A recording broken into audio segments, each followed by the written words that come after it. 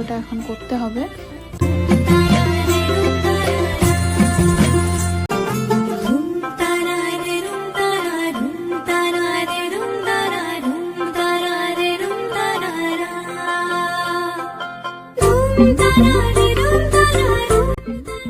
এখানটা আমাদের ষষ্ঠী পুজো হয়ে গেল, এবার সবাই প্রণাম করে যাব রুমে।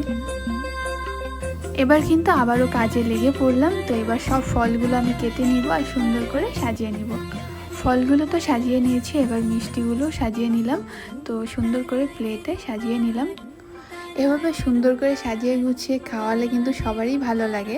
তো আজকে যেহেতু জামাই ষষ্ঠী, তো জামাইয়ের দিন, তো স্পেশাল তো অল্প হতেই হবে, তার জন্য কিন্তু এভাবে সাজিয়ে সাজিয়ে দিলাম।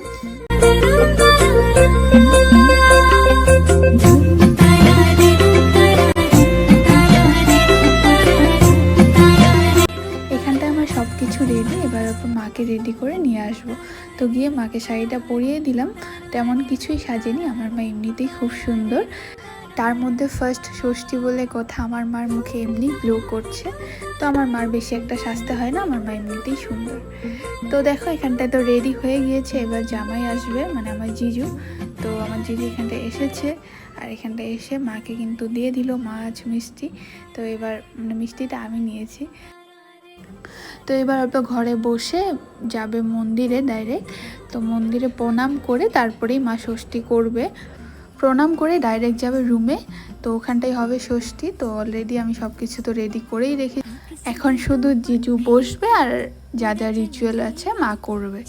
তো অনেকের মধ্যে দেখি যে একসঙ্গে সব কিছু সাজিয়ে তারপরে ষষ্ঠী করে, তারপরে কিন্তু মানে ননভেজ খাওয়া হয়।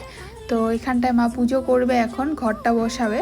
তো আমার মা প্রত্যেক বছরই করে, যেহেতু আমার ভাই আছে, তো ছেলে থাকলে ষষ্ঠী পুজো করতে হয়।